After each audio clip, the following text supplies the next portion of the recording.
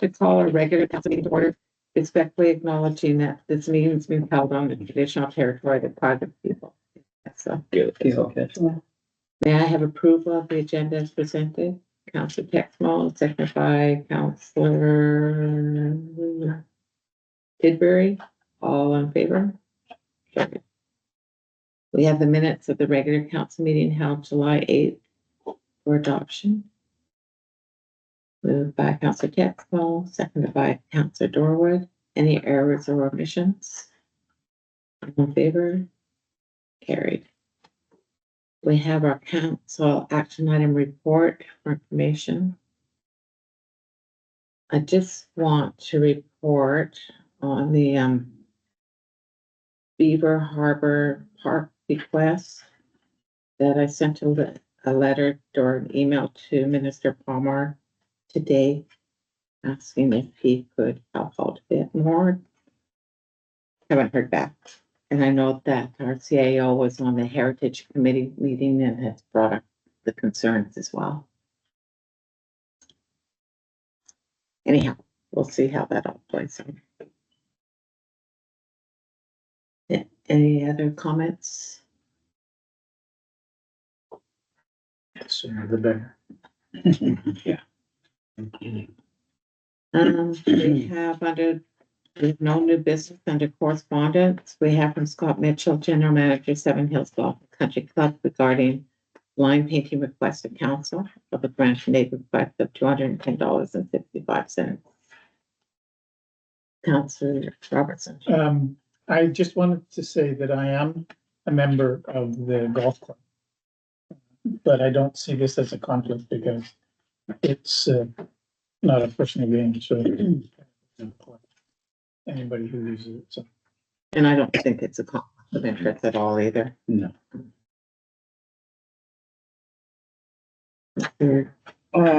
Assuming we have enough money left in the grant and aid budget.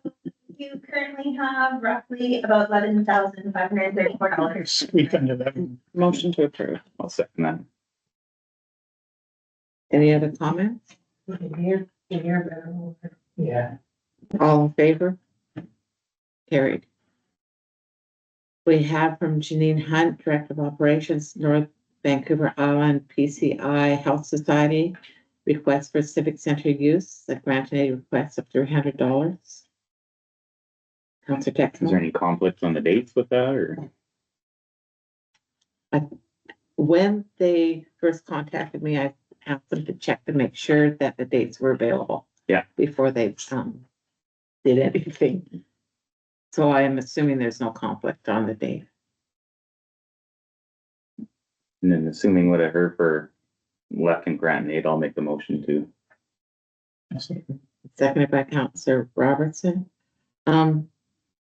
I just think what they're trying to do is amazing. That I was talking to Janine Hunt recently, and they're very excited about it and hopes that as many council members can go to it as well, just to find out everything that's going on in the health. All right, all in favor? Carried. We have a request for a letter of support for enhanced CBSA services at the Comox Valley Airport.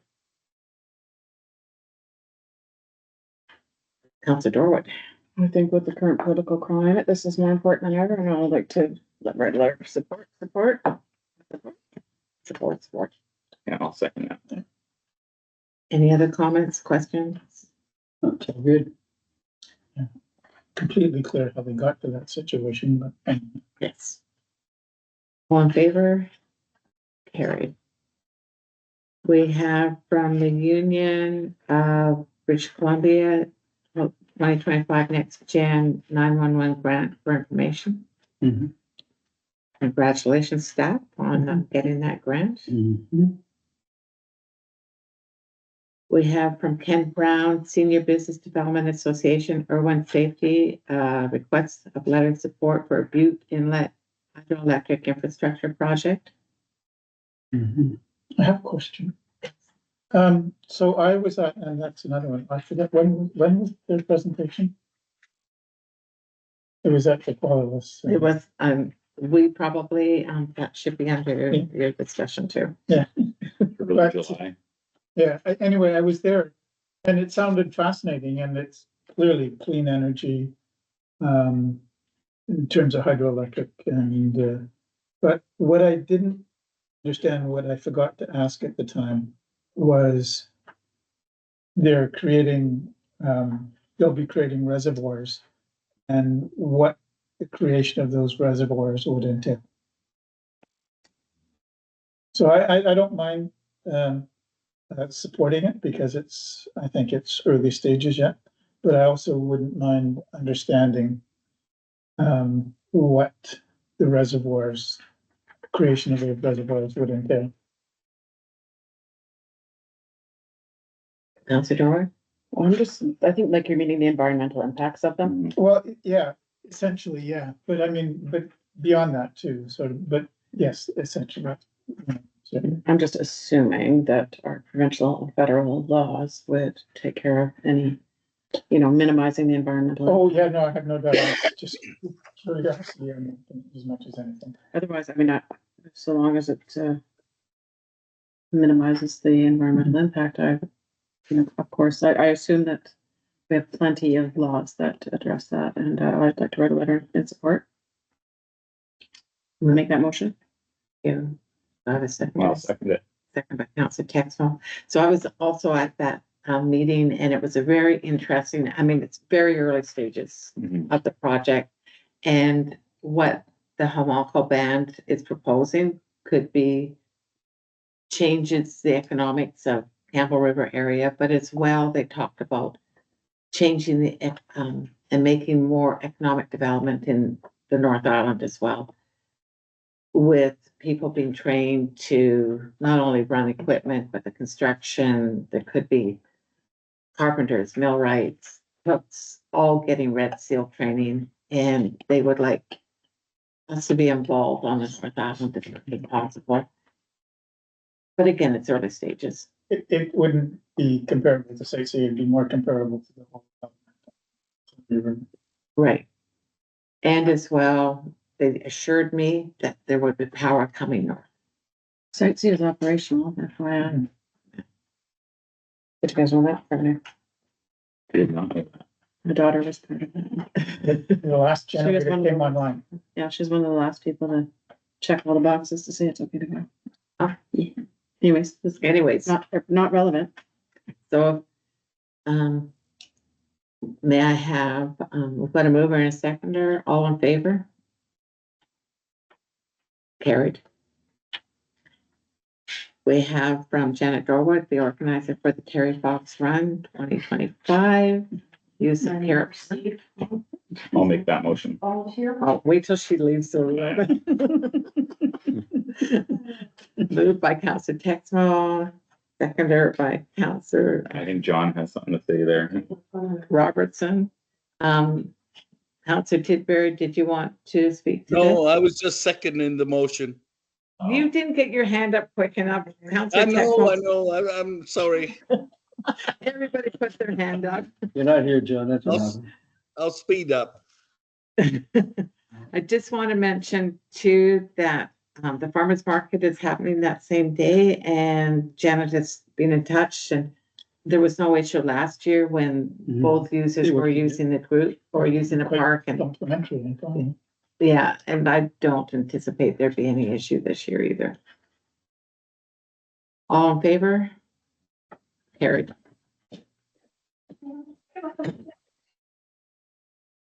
Also. You say no? Go hiking that weekend? You're not going hiking. We have from the Honorable Minister Josie Osborne, Minister of Health, report partnering to strengthen healthcare recruitment and her memo. Any comments or questions? I've personally seen and like heard of people coming over and so it's working. Like, Yeah. I see lots of people on social media in the States that are actively looking to get out Mhm. and heading our way, so. Counselor Dorwell? I haven't seen exactly what they're doing here in our community, but and one thing I thought would be nice would be like couple of video shorts, like whoever we can communicate this to, but a couple of video shorts. It's a really popular way to communicate with the younger generation. Highlighting like the lifestyle here with lots of time because you're not spending your time commuting. So yeah, all the things you can do in your free time. Yeah, I know that Island Health was going to be doing that and they have done some, but I haven't seen any in a And all of our rec center offerings, you know, we have quite a good set of programming going on there now. Yeah, we have lots to offer in our community. Yeah. Mhm. And So I think, get it communicated. and I think we need to communicate that because I mentioned that when I got this report and I read on the different things about how communities can be more inviting, and we're not big enough community like Souk or other communities that can form different, you know, bring in doctors themselves. Mhm. However, I think what our recreation has done in highlighting how good it is and family oriented, we've got a skateboard park, we've got a swimming pool, we've got a curling club. Everything's active and vital, and I think that's really important to highlight.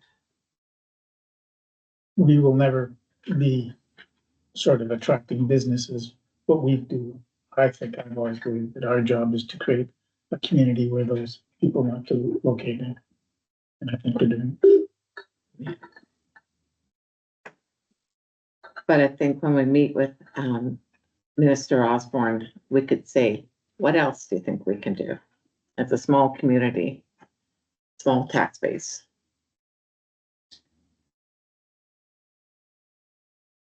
From Cora Nelson, Festival of Lights Chair on behalf of the Port Hardy Rotary Club of Port Hardy. The letter of request for park use.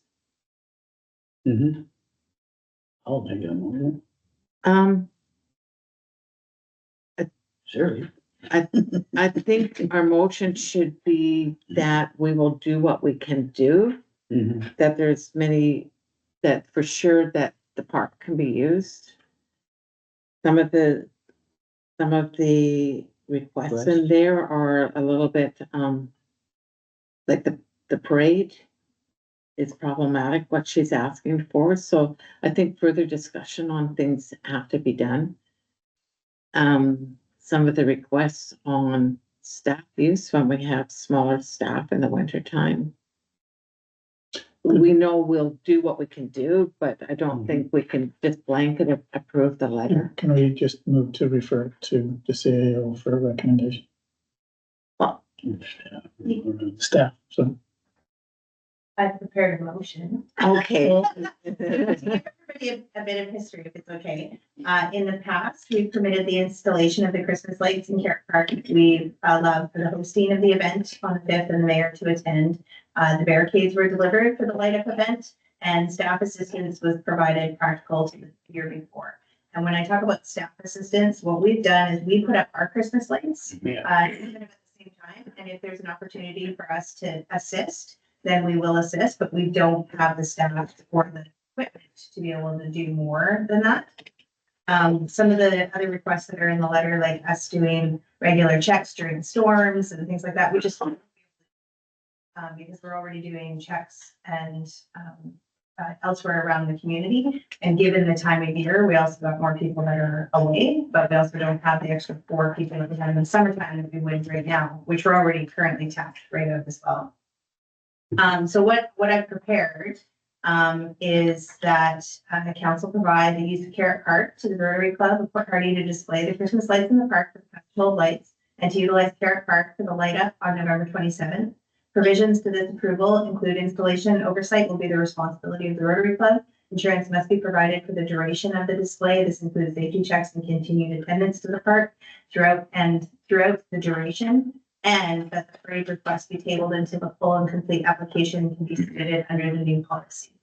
And so the organizer and I have already talked about the parade, and there might be some changes that might be coming forward as well. So really what I just wanted to make sure was that they've secured the park use at this point in time, and then they can work out the logistics with the Rotary Club on what's going to happen next. Yeah. Because given that the request is much bigger than previous years. And I just want to say I am a member of the Rotary Club. I'm not a member of this committee and I don't see a conflict, but. Anyway, yeah, I just want to say that the parade route, I think the biggest problem with it, aside from it doesn't fit within our new policy or updated policy, is that that's an emergency route here. Right? So I think that's out of the question.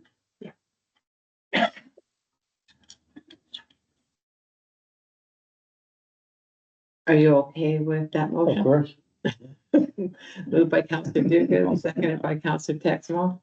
Any other comments? They All do, in favor? Yeah. Carried. they do a great job. They do a great job. Be bigger and better, I Yeah. hear. We've gotten, just talking about all kinds of exciting things like BC Hydro getting involved this year and some other things, so Mhm. pretty cool. Nice. Okay, we have the minutes of the policy and governance meeting held July 8th for information. Mhm. Yeah. And under that, our committee meeting, there were some recommendations. So the recommendation that the policy and governance committee recommended to council that CP 10.9 sidewalk inspection and maintenance policy be amended as presented. Mhm. I'll make that motion. Moved by Counselor Dorwin, seconded by Counselor Dugas. I was watching for your hand, Counselor Tidbury, but you're too slow. I'm slow. Any comment? Any comments? Oh, good. All in favor? Carried. Our second recommendation that the Policy and Governance Committee recommends that CP 10.19. Oh, there's a second.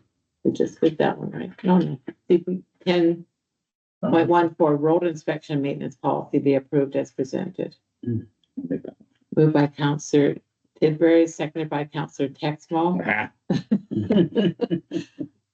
Any comments? All in favor? Carried. The Policy and Governance Committee recommend to council that CP 12.1 bylaw enforcement policy be amended as presented. Moved by Counselor Tidbury, seconded by Counselor Robertson. Any comments? 0.6. That's it. Sorry, 12.6. All in favor? Can I just make a quick comment? Yes. Just, we passed these, fairly quickly at, council meetings, but, they are discussed and in committee which are open to Policy and Governance Committee. There are considerably more discussion at those committees, so just wanted to make that clarification. And just so if anyone ever wants to attend the Policy and Governance Committee meeting, it's always the first Tuesday or the second Tuesday of the month, but our first committee meeting, the council meeting, yeah. All right, staff reports. We have, the Finance Department, the 2025 check and EFT listing report for information.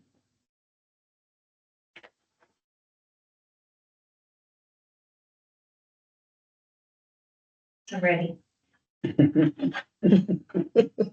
Any questions?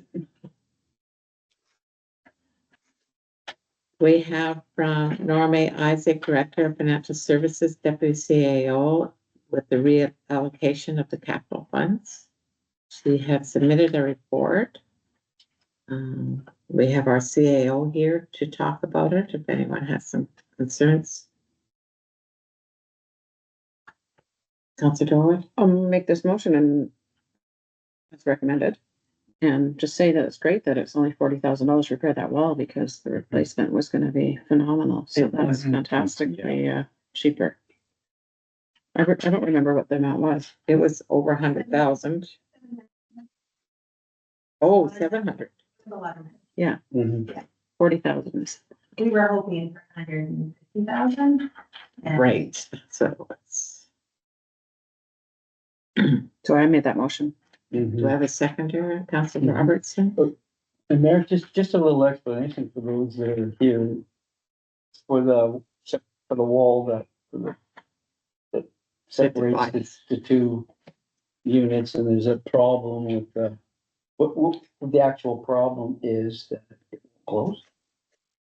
Well, it can open, it's closed right now. Yeah, It could open, but it will probably fall off of its tracks. And each of those panels is one single unit, so they will fall down. And so once we figured out that the track itself was actually broken and damaged, and the pieces were not sitting properly in the track, the spring, they asked for the girl function. Springs, so I've been told, were all broken in there. So that's why everything's been closed up, so that nobody makes any right. moves to pull it across. It's close, it's tucked away, It's right? tucked away. That's what you meant by close. Okay. Cause once that's like closed off, like the two, It also has yellow tape over it so that people won't Try to, try. It's a two-key mechanism. yes, that's right. It doesn't necessarily mean someone won't do it. This is somebody comes up and does that actually, the repairs? Is that- There's no keys to be turned. Oh, they got rid of them. Someone will be coming up, right, to facilitate the repairs, and as well, it's been quite challenging to find the parts for the repairs. It's taken a long time to come in. Yeah. All right, all in favor? Carried. We have our first development permit that we've had to do in a long time.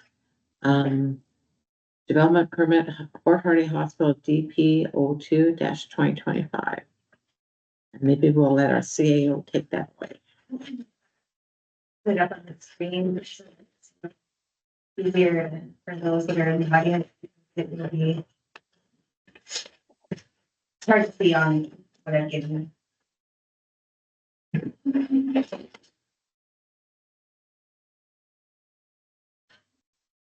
It's also gonna be on the It makes it pretty pictures a little bit. And then looking at here.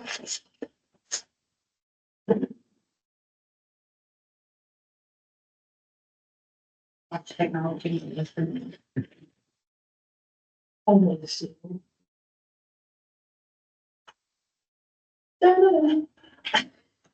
Being very slow.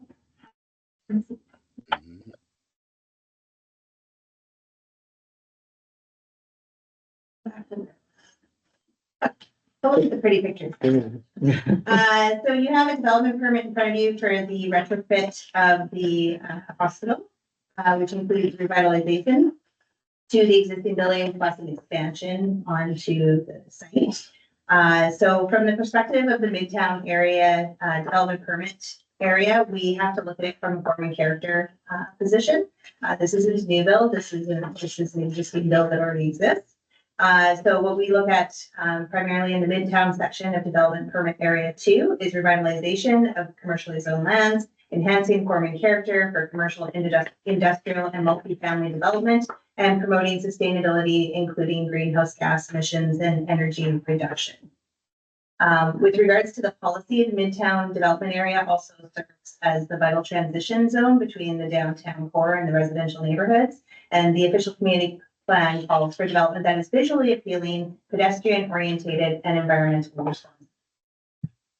With regards to the materials that are being used on the building, you can see that the primary materials are wood. So wood cladding and architectural elements, including weather protected entries and facades. Windows with high efficiency aluminum frame glazing. Accent materials, including the flashing and concrete finishes, and the color scheme is a muted paint tone. In terms of sustainability, the project includes materials and sections of construction techniques that reduce greenhouse gas emissions and align with section 919 of the Local Government Act and local GHG reduction targets. The consistency with the development permit area includes form and character. While it is wood accents and street facades and high quality hardscaping, it also uses the natural and durable materials such as wood and metal and concrete and incorporates all of those moving parts. The interconnectivity, and this is the part I just wanted to kind of highlight, which was great. here is the parking lot is gonna get. Parking lot's getting a bit of a facelift as well. There's actually additional parking that's gonna be created. Just gonna kind of show, I'll just do it on the screen if I can. There's additional parking that's actually already being created in behind. You can see that that's coming down behind the helipad. And then in the front, they're actually cleaning up the area, and it's hard to see just because the wording is so small. On the back side of your page here. There's like a little bus stop that you can put in here with the totem pole to help improve the access coming into the hospital itself. Okay. Which will include a new public bus shelter and the elements support the OCP state objectives to link the midtown to the surrounding areas. And due to all of those factors meeting the requirements of the official community plan, the recommendation from staff is to accept the development, the staff report, and to approve the development permit and permit myself to be able to sign it.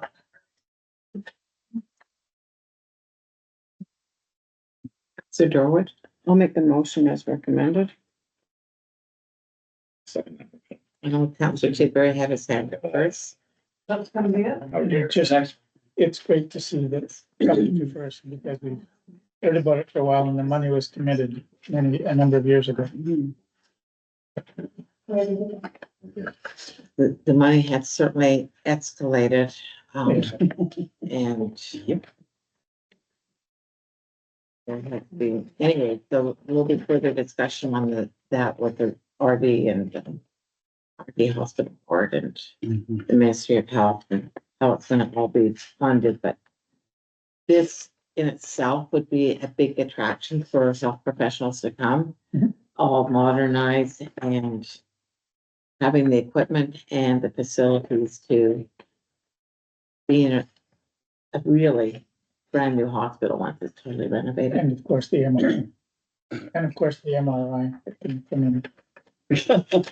That's another discussion. And then it'll be open 24 Still hours. the emergency. But, I also noticed they called it Port Hardy Regional Hospital. The first time I've heard it referenced as that. It's referenced as that in just somewhere.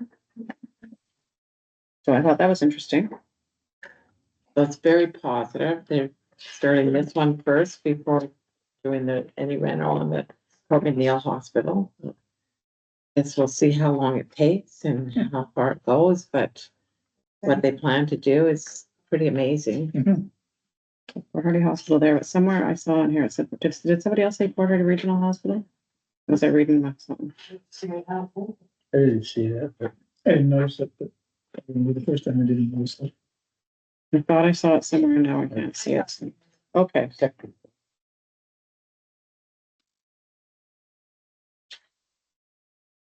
Just thought that was interesting. That is interesting. I like that. So we've got a mover and a seconder. Any comments, questions? All in favor? Any opposed? Carried. We have from Heather Nelson Smith, our CAO, regarding our inaugural street market and the press release. Looks great. I've had various vendors that are planning on going there, very excited about it, and I'm really pleased that the contractor has been able to get this to fruition. The community seems very excited about it. Yeah. Just looking forward to it. And we have our second development permit, 8755 Granville Street, development permit 03-2025. And I'll get a CAO to take that away too.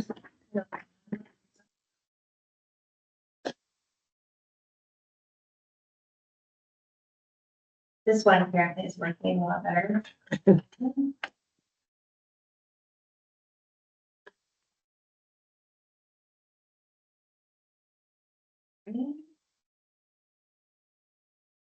Okay, so this one here, DP 03, So this one here is for an application for a building that we used to affectionately refer to as the old Evergreen Building, which is the gray building that's in the center of downtown by the liquor store. This one's contained in the development permit area of downtown and is recognized as a primary commercial hub for Port Hardy and surrounding communities. The purpose of the designation for the downtown is to encourage compact and walkable development, preserve and enhance aesthetic viewscapes, particularly towards the waterfront, promote form and character in new development that respects community identity and local architectural themes, and support energy efficiency and environmental sustainability in both design and infrastructure. This particular downtown permit area also serves as the cultural, economic, and social heart of Port Hardy, and the OCP emphasizes in maintaining a distinct small town character, sustainable infrastructure, and walkable connections to the public amenities. Key materials that are being used on this property, because we are looking at a retrofit, so again, it's mainly form and character that we will be looking at. Thank you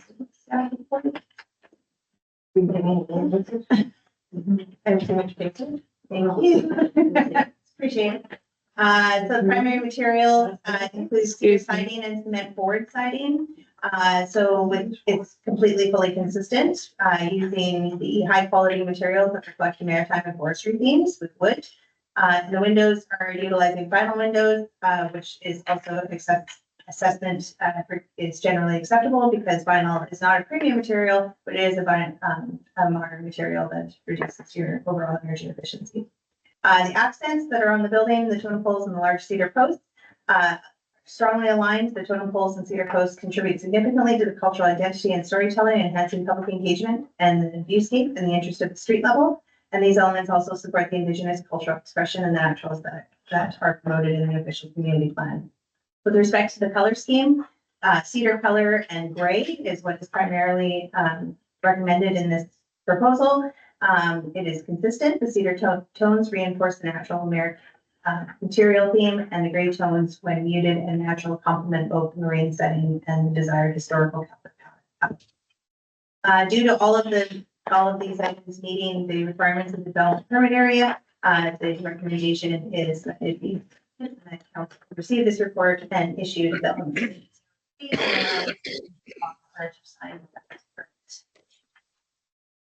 Thank you. Comments, Councilor Robinson? I was just gonna move that we accept the recommended acceptance. Moved by Councilor Robinson, seconded by Councilor Texel. Any comments? Exciting, Aye. It'll Go be ahead. very exciting. Be nice to see something like, I love the way they designed it, incorporating the culture into it and having that right downtown. The way it's been for years, it's a welcome. Very welcome.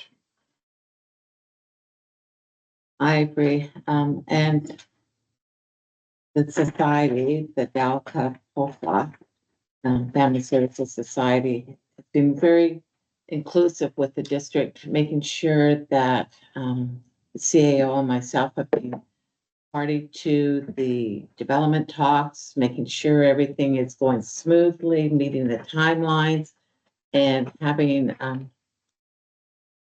such a professional architect and consultant with them has really smoothed the way. And truly, it'll be nice to have it totally renovated downtown and looking very nice. And yes, I'm very excited too. I know it's going to be a couple of years too to be fully functioning, but at least this is step one, and they hope to start construction really quickly. I'm sure many of you have seen that they have the demolition permit and they've been doing a lot of work. So I think their timeline is very ambitious, and I look forward to seeing some positive changes down there. Anyways, all in favor? Any opposed? Carried. We have from our CAO, Heather Nelson Smith, July 29th, 2025, Tsunami Advisory for information and a recap. Would you like to recap? Does anybody have any questions about the tsunami advisory? Did everybody know about it? I think the biggest highlight, I just will go to the very last page. between July 29th and July 30th, we had 275 people sign up for their alerts. Mhm. Prior to that, we had about 300 people registered for the alerts, but as soon as we went forward with this post, it went up quite a few. So just in terms of how the post went out on Facebook, we had 48 comments, 156 shares. It was viewed 24,410 times and reached 7,302 people. Hmm. In addition to obviously the public information, what the report as well is that we had really clear communications between immediately between myself and council, as well as our emergency group, which consists of BC Ambulance, RCMP, fire, staff, professional services, emergency coordinators, and then I also have separate chats that I have with the Quag Youth Band as well. So we were in constant communication. There was a bit of a delay getting in touch with the regional district in Buffalo Napata. We were about an hour and a half, 2 hours behind before we met. But at the end of the day, we're all consistent with our messaging across the board. Thank you. Thank you very much for being so prompt and getting the messaging out. And I think when I see posts coming from other areas that are right now in the wildfire, they're all saying, make sure it's the right messaging, make sure it's from a reputable source. Go to your regional district's webpage or Facebook page, go to your town's Facebook page or what's for the correct messaging. Don't rely on third-hand messaging. So thank you. Neil, if I could just add one thing, I think the biggest thing we learned too was that we put out a video afterwards, kind of telling people what the difference was between the tsunamis, the different advisory levels. But one of the things that we're really trying to push too is don't try to cloud our comment section with your theory, because then it just makes everybody else get all panicky and then we have to respond, which takes us away from the work that we're trying to do. And so that was kind of our key messaging and what our big takeaway was at the end of the day, because I was getting like private messaged like nonstop, right? And I'm going, I don't have time, but at the same time, you're going like, you have to respond because you have to tell them they're wrong. Because people were already starting to talk about evacuation and were sending private messages, but then other people were saying that the alerts were actually lifted. And so there was this back and forth. So just trying to also understand that we have a very small staff that are sitting there online to monitor that. So we'll get out the information as quickly as we possibly can. We'll give you the right information and we'll correct any information that we get. So there is gonna be a debrief at some point down the road and. Oh, yeah. everything. We're actually planning we actually got funding to do a mock evacuation drill, so that is our next. Yeah. Thank you. And again, our CAO about the official community plan update for information.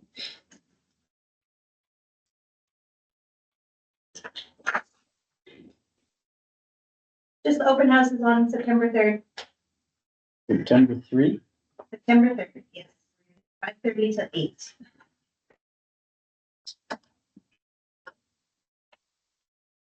And so at that open house, they'll be outlining our legislative requirements, the policy updates, infrastructure planning. Yeah, and just so that everybody is aware, thank you to Councilor Norwood for pointing out that I am living in the past. And those dates are supposed to say September 2025, August 2025, October 2025, and December 2025.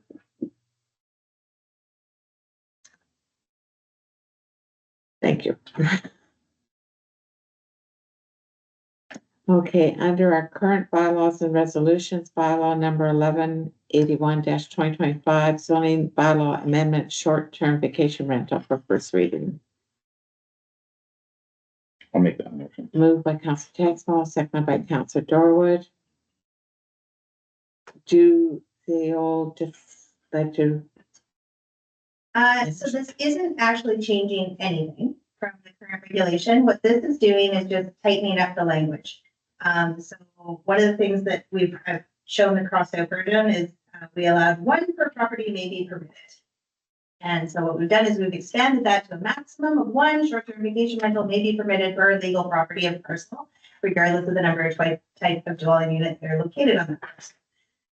We also did, made sure that it was clear that only one of those units can be used as a short-term vacation rental. So it could either be your principal dwelling, a secondary suite, a duplex, or a carriage home, but it can also be your whole home as well. So you don't have to be the principal residence of that property, but you can be a principal resident and rent out your property. So for clarity, what people will normally do is if they live in the home, they snowbird for 4 months, they might put their home on Airbnb. So that's their principal residence and they're going to rent it out for a short period of time. And other people might own a home someplace else and they're able to rent out one unit only as a short-term vacation rental. The other thing that we cleaned up too was the maximum for the provisions that when we talk about what a property owner is.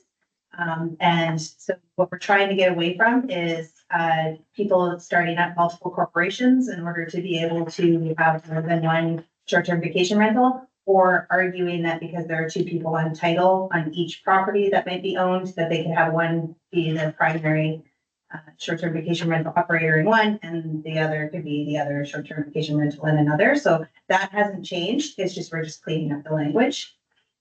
And then the other place where we've cleaned up the language is the 30 days versus the 90 days. So in the actual definition of a short-term vacation rental, it currently is written in our bylaw that it's 30 days or less. And that's because we treated it the same before as a hotel or a motel, which was a transient stayer for 30 days or less. But the province recently changed their legislation when it comes to short-term vacation rentals and says 90 days. So in order for us to avoid any conflicts with individuals that state that because our bylaw says 30 days and the province says 90 days, that they don't have to get a business license, this clear this up. Thank you. Great. All in favor? Carried. We have our bylaw number 1182-2025 zoning bylaw amendment shipping containers. First reading.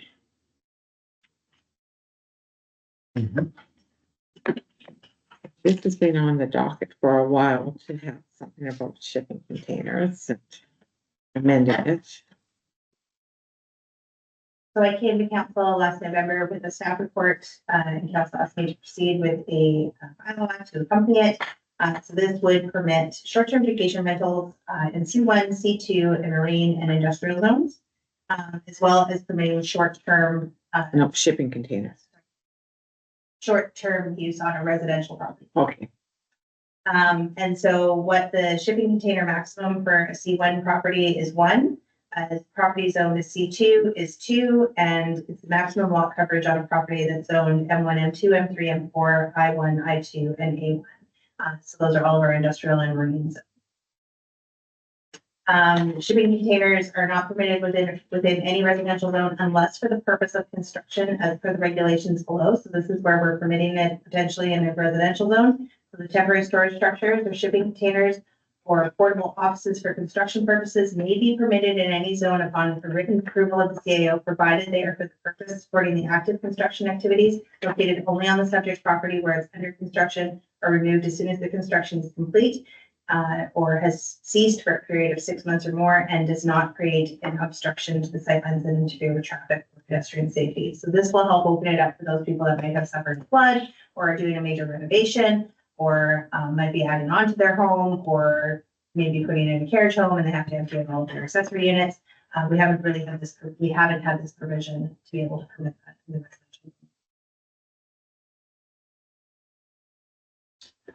Council Dorwood? I just want to point out too that these, because they're zoning changes, they'll go to public hearing. Right, so this is an all motion is for further. I'll second. Second by Councilor Texano. Any comments?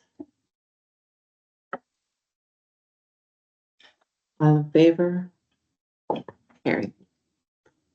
We have no pending bylaws. Verbal reports. Councilor Dorwood. Thank you, I get to go first. All right.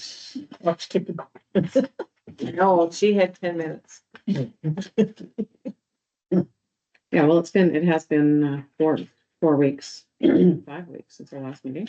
Anyway, Below Me Days, amazing success once again, just a massive thank you to the many people who volunteer to put that on. Mhm. It's so appreciated by absolutely everyone down there. So very well done. And part of that for me was organize a duck race on behalf of the Rotary Club for the benefit of Palomie Days. And we did only online ticket sales this year because as the person volunteering with many other duties, that's the only thing I had time to do. And we sold out. So I think the net proceeds are actually better than in-person sales, even though change is not always easy for everyone. The young people loved it.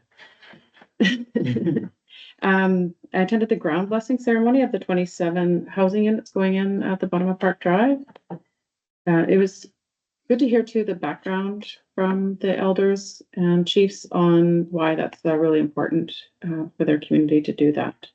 So, and you know, basically praying for the safety of everyone and the use of the property.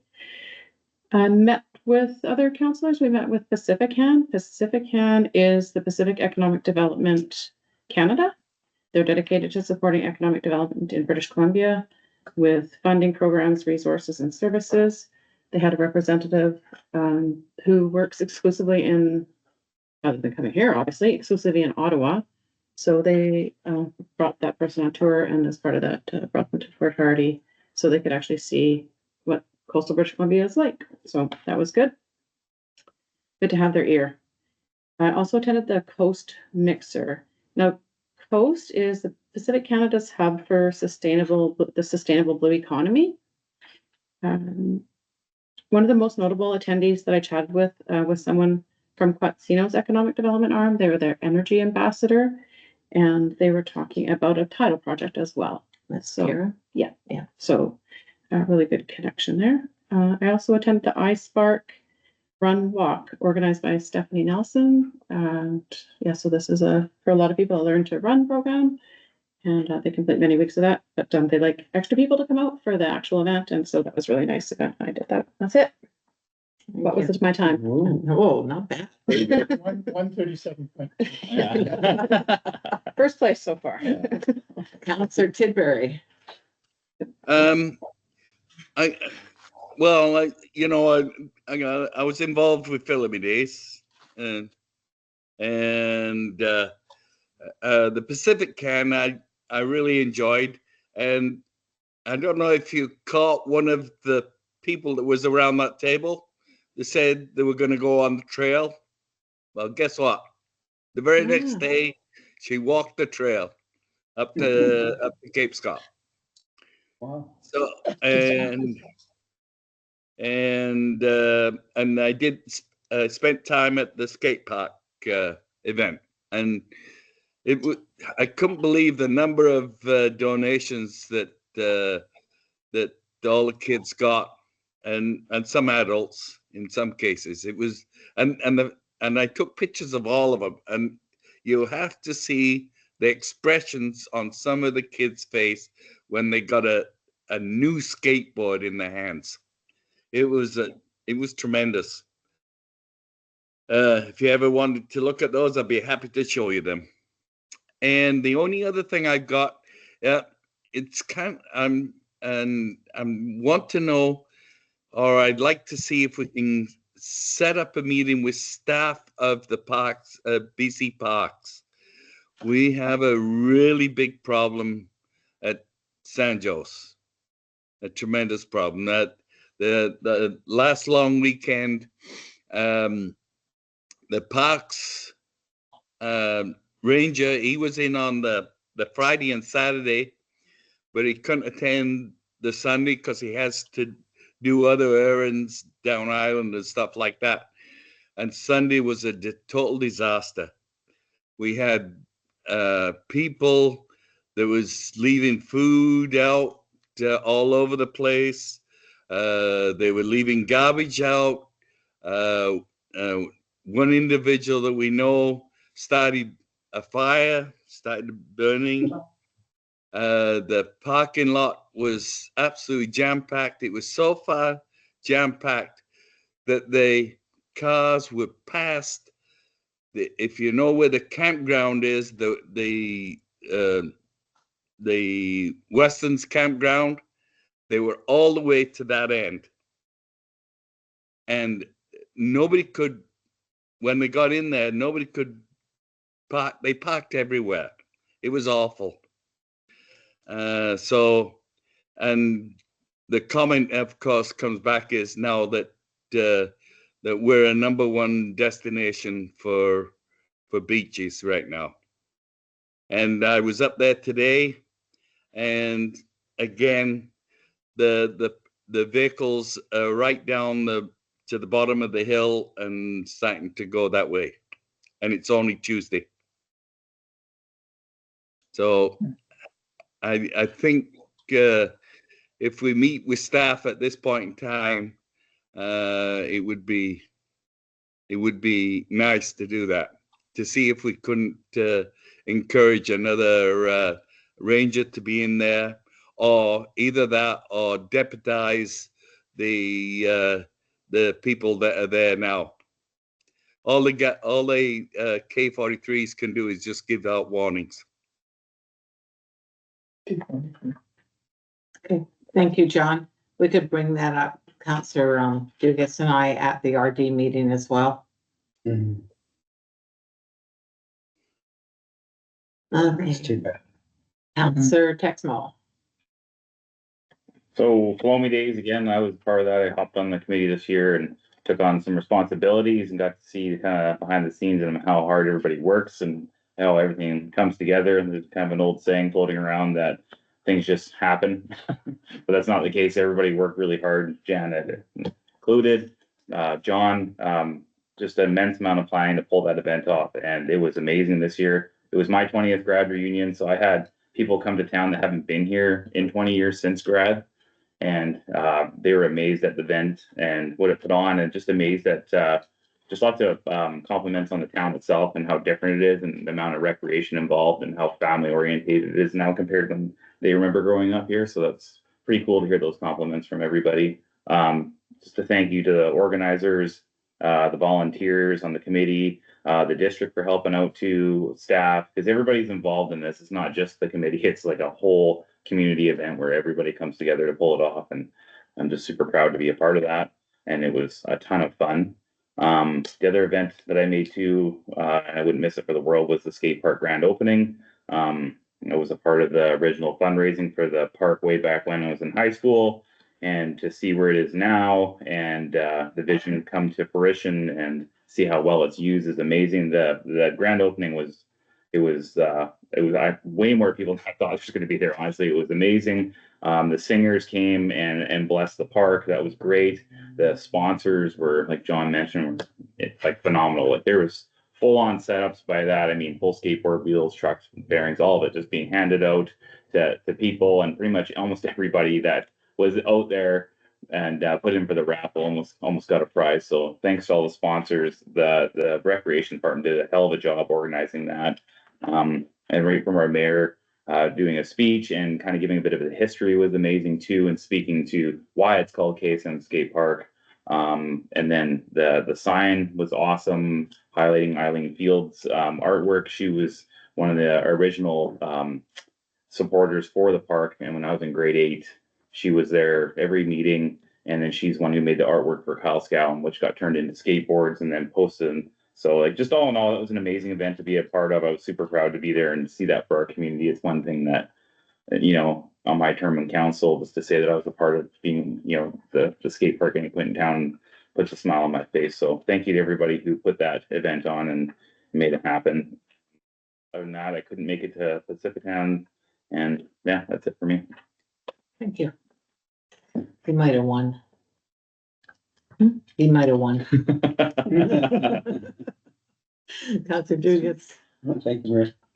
Yes, and fortunately, I wasn't able to attend skateboard park opening, and I hear it was a wonderful turnout, and was again well done by everybody that was involved that actually put it. So, congrats to them. Same with the Palomie Days. This is the first year that I was on the committee for a number of years, and it was nice to not have to have the weekend off. And, just enjoy things without being there For sure. 24/7 type of thing. But I was with regards to the Nomada delegation that came, so I had 3. staying with us for the weekend, and so we had a lot of fun going down to the park, obviously, and being involved with the event, and they were pretty pumped about it. They thought that was pretty good, but I have to admit that the group, that comes and they're here for a very short period of time, they are going steady. They don't get a chance to break. And they're pretty busy. And one of the delegates, the younger, teenage boy that stayed with us, I think on Sunday, we had him up at 6 o'clock in the morning and we went out fishing for a few hours. And when he came back, he crashed for about 4 hours that afternoon because he couldn't make it down to the event. He couldn't do it. So he said, I can't make it. He said, I'm going to sleep. So that was okay. But it was fun. It was great to have them. It was a great time. And again, the group that organized that, thank you very much for being a part of that. I know the mayor and Heather and a number of people were involved with and going steady. We did have some breaks because they got taken to do a number of different things during the day. So it was good, but it was fun. We had a lot of fun. Yeah, I'm very glad that I had an opportunity to be a part of that. We had a meeting. It was a health forum that we had at the Civic Center. Can't remember what the name of it was. Over at workshop. Yeah, and again, there was a number of questions that were basically discussed with regards to what can we do to improve healthcare too in our community, right? And there was a lot of people there that obviously showed some interest with regards to what we could do in the future.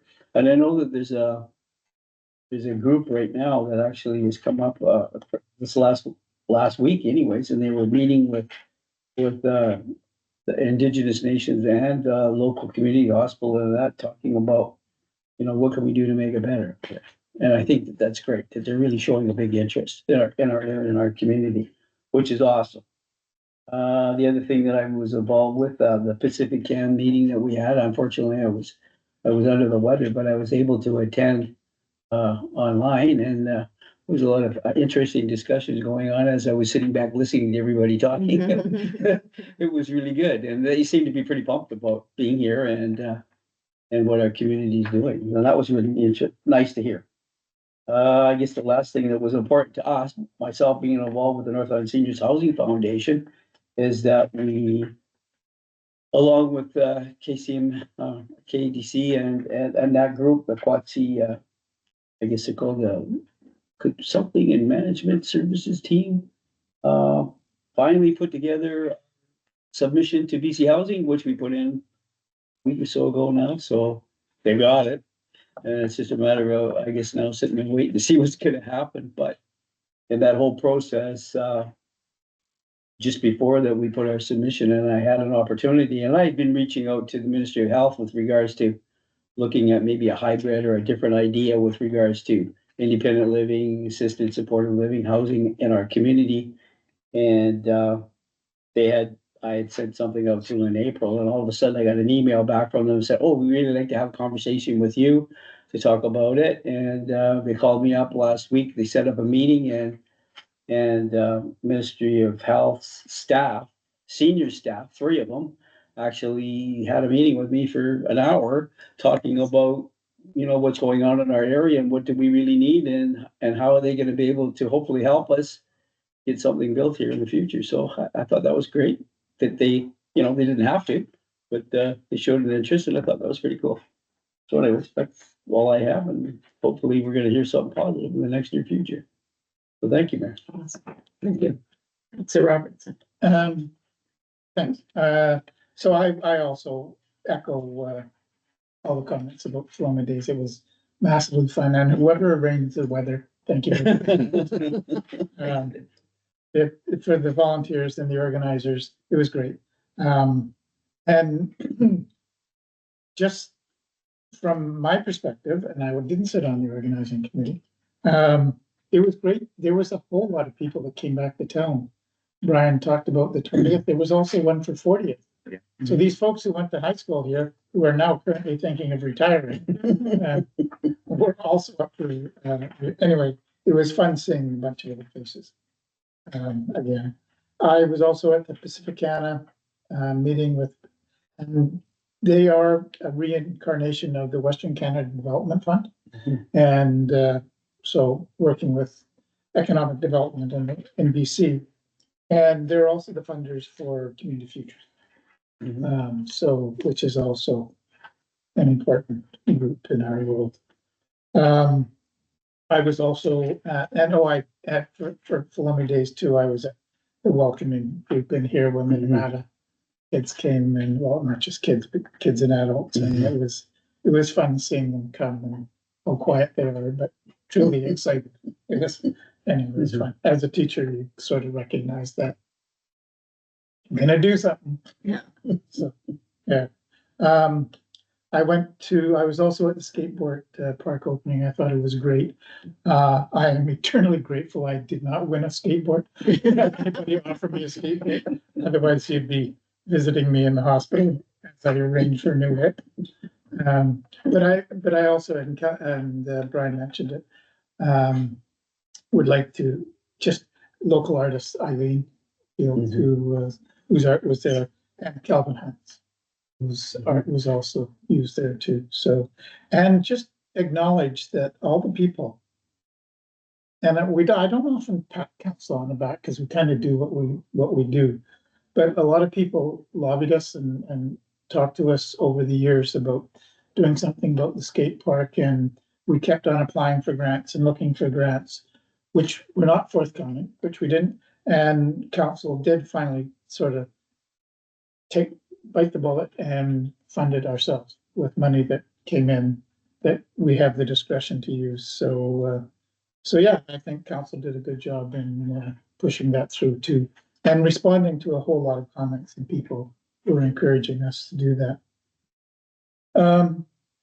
I went to the Butte Inlet meeting too, which Chief Darren Blaney was there, and the other developers. I mean, the potential is immense. It's massive. It's on a scale that is Columbia River scale. So, I mean, there's a lot of in between bits, but it is quite interesting, and it is really coming from the Hamalco, from being pushed forward.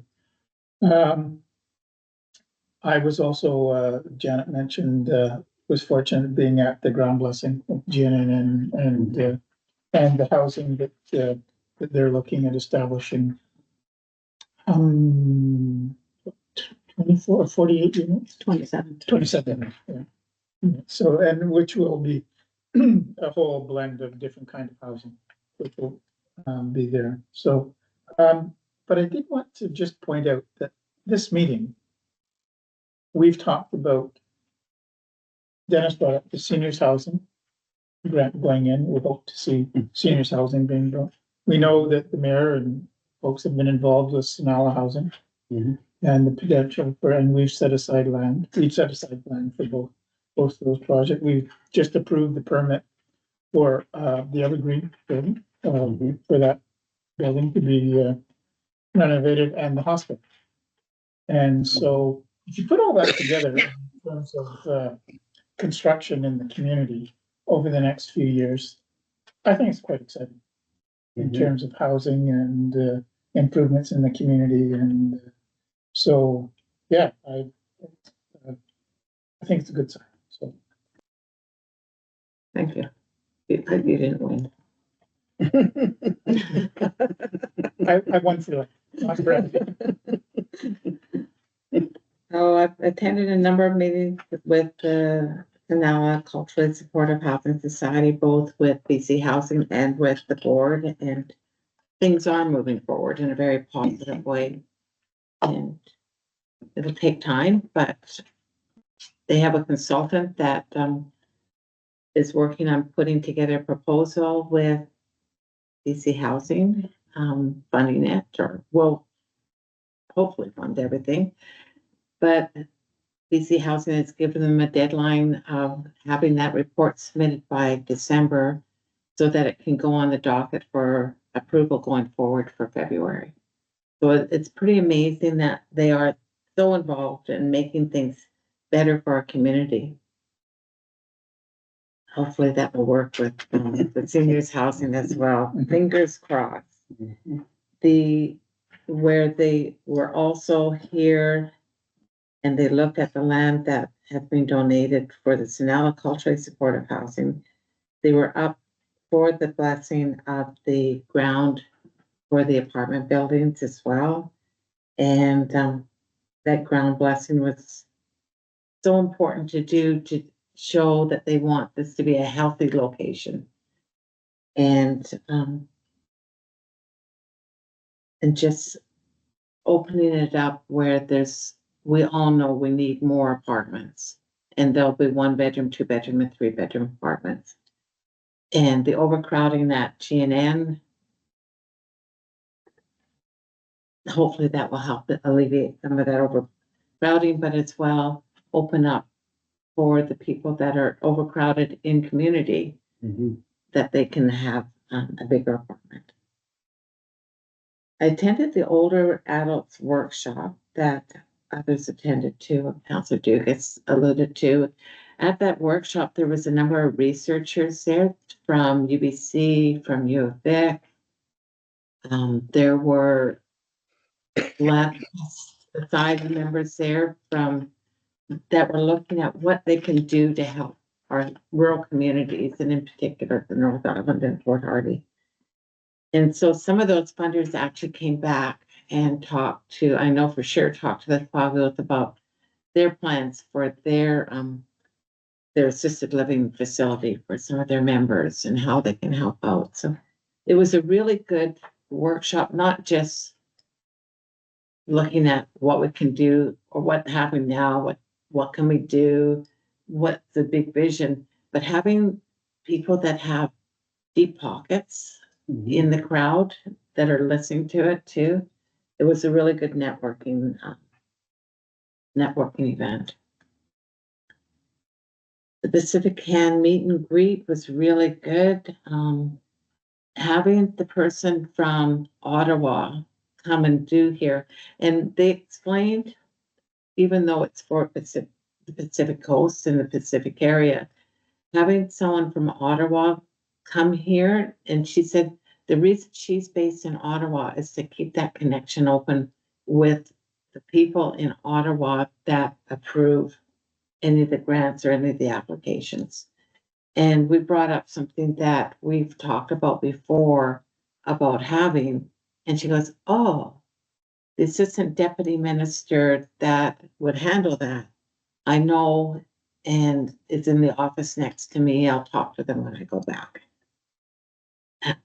Whether that comes to fruition, time will tell, and we'll see what happens. But just having that connection. But she also said how much she loved it here. She wants to come out and bring her family out and make it not just a business trip, but come out as a family trip too. Nevada, our Twin City visitors. Mhm. We've been 31 years as Twin Cities, which is pretty remarkable. I wanted, because before it was a twinning society that handled everything, and we all know how hard it is to get volunteers. So the District of Port Hardy has taken it over, and our Parks and Rec Department were instrumental in making it organizing all the events and making sure everything is done, but under the helm of our CAO, but as well, longtime volunteer Leslie Jamel, who was just incredible. Even though Leslie says she's not going to do it anymore, we know that we can talk Leslie into it because she's so passionate about it. Yeah. And it was a great trip. You know, even though it was short and sweet, it was absolutely great. And having the weather being so amiable to us made it so much easier that we didn't have to worry about making sure everybody had rain jackets and rain boots, that we could do anything we wanted to do. And I have to say, I went to the Suquash with the group too. I haven't been to the Suquash in years. It's so beautiful and so cool there. And we're so fortunate to have such an easy place to go to and just have some history as well. Huge thanks to all the volunteers with the Paloma Day Society, all the sponsors, all the organizers. I loved buying my duck race tickets online. Need some positive feedback there. Absolutely. I know that people were, you hear the negative voice. I'm not on the internet. Joe Blow that's not on the internet, knows someone that is on the internet. Didn't say your name, but you know what I mean. Someone over here that maybe is not on the internet, you can talk Help to, that get help from someone else. And I think that's what people did. And I know that the organizers went around to the beer gardens too, and were helping people. Highest ticket sales. Highest ticket sales. But everything ran really well. Our CAO and I met with the local staff sergeant, and there were a few little things that happened, but overall it went really well. Thank you as well to the fire department and the fireworks. Mhm. Oh my gosh, I don't know how many people have said to me it rivaled big city fireworks. Yeah. And I have my favorites. I like the heart. I like the swirly ones. But it was really, really well done. So congratulations. Everything went really well. That weekend too, I had the opportunity of meeting with our MP, Aaron Gunn, to talk about mutual concerns and issues. And we thought we'd only be talking for about 20 minutes or half an hour. And I think the CAO and myself talked for close to an hour with Aaron about everything that we're having issues with: forestry tenure, fishing, the commercial fishing, the agriculture, and just all these different issues that are concerned. So it was a very productive conversation.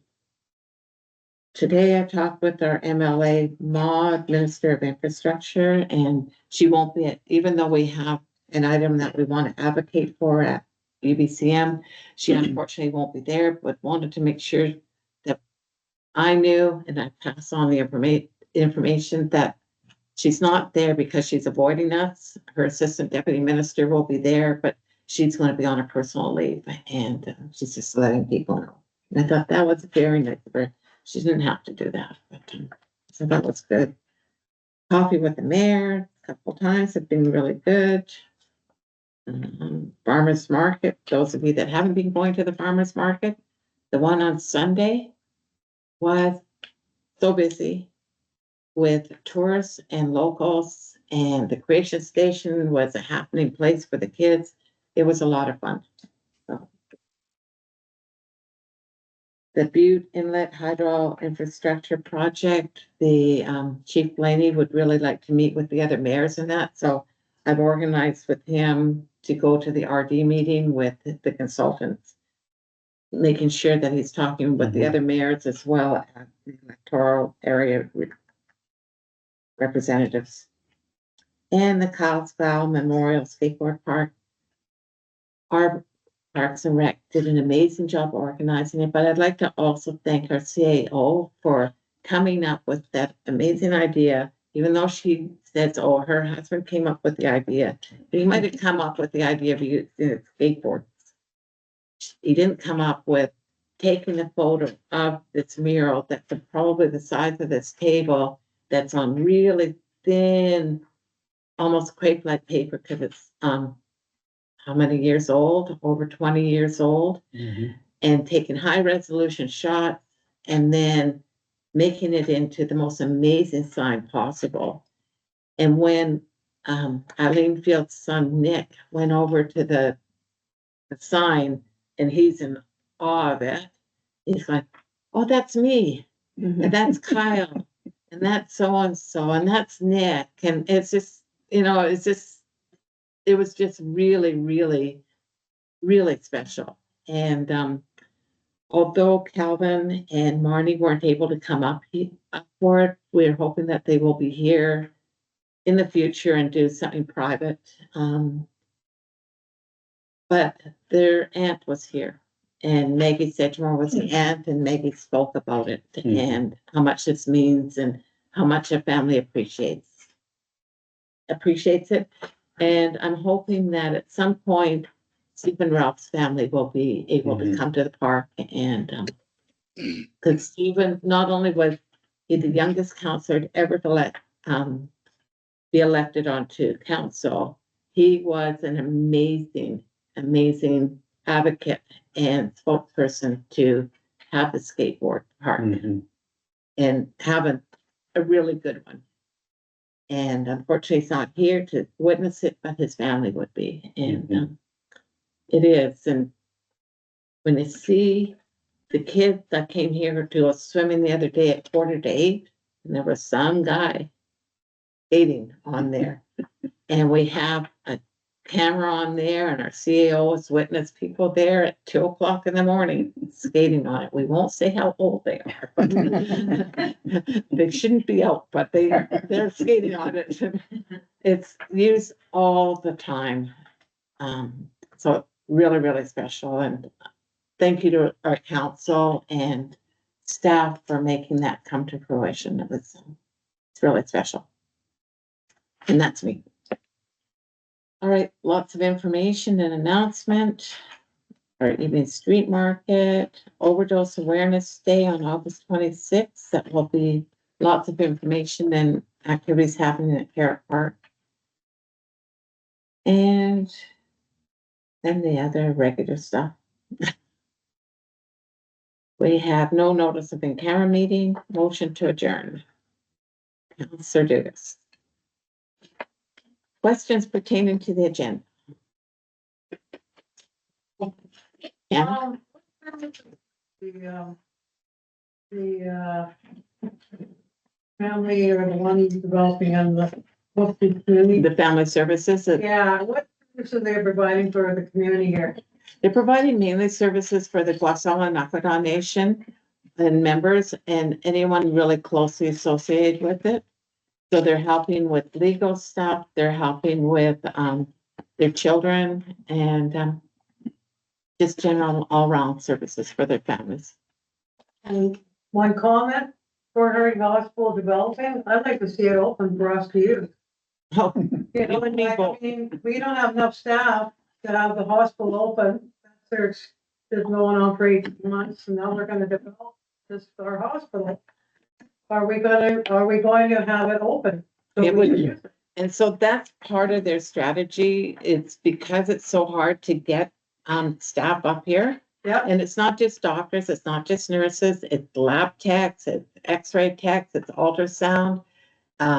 It's all the ancillary that they're hoping with renovating the hospital, that will make it more attractive for people to come here. And I agree, I want it back open 24/7. I'd just like to add to that, Mayor, is did the Fort McNeil Hospital get anything to renovate and expand for their hospital? Because that's our primary healthcare hospital right now for us for emergency care. Take yourself to Fort McNeil after 5 o'clock. After So, 5 o'clock. yeah. They will be. Yeah. They're starting with Fort Hardy and Fort McNeil is next. Yeah, so they only got 5 beds over there for emergency care, so. Yeah, no, I agree. Just to be clear, so the bylaw 11812025, the amendment for short-term vacation rental, that was just wording. It's just wording in that, yeah. And so we have, there hasn't been any discussion on changing the bylaw. No, we're going to we discussed it at the governance committee meeting and right now there are no changes at all, but it's going to go to our community consultative committee and they can look at it and see what they think, whether they want to leave it as it is, and they will come back with recommendations to council. Because we just thought we need to open it up to more people than just us. Thank you.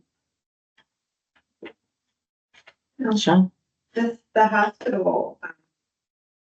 Oh, it's kind of on the subject of the hospital, but we had it closed down and then nobody said it was on the news and nobody said what it was. It was there was some equipment that was down that they had closed, but I don't know what kind of equipment. Do you know what went down and why they had to close it during normal operating hours? What I've heard, because I only found out because I was of a cell range when it all happened, but what I heard was it was a piece of equipment that not only did the docs need, but the lab techs needed. And, the doctors didn't feel it was safe enough to keep the hospital open with, not having that piece of equipment. I don't know enough about the piece of equipment, but if the doctors are saying it's not safe enough to keep it open, it would be better to go half an hour away. Yeah, I guess I'm just wondering how, if they got it completely fixed or. They got a brand new one brought in from Down Island. Okay. Yeah. And, I was just looking, I know Norm, it's not here, with all the checks, how things work, because there's a huge one that goes to the regional district of Mount Waddington, That's part of, being part of the regional district. We have, Tax payment. So on your taxes, when you give it, and you give it all to, they decide where it goes. well, they've already decided where it goes, the requisition is part of their budget. Yeah, and then we tax for the hospital and for the regional district on our tax services, and then we remit that. Same with municipal finance authority, the assessment. Okay, just curious. Whenever I see a giant number, I go, Yeah. question I can answer. Go unnoticed. No, no, it does not go unnoticed. Okay. Oh, and I will do say, Columbia Day, but all it Fireworks for the extra house. vendors, the fireworks are always up. Mhm. They beat, Awesome they job, beat Bill. Victoria hands down, because I went to the 151 from Victoria of Canada Day. So horrible, I said, I'm going home and I'm gonna see Columbia Days, and it was like 3 times as long. And everything started on time, and there were more vendors, I mean, everything was like. Yeah, Really impressed. it was very impressive. Thank you. Thank you. Good night, everybody. Good night. Good night. No questions Yeah, you asked? guys have a good night. You good?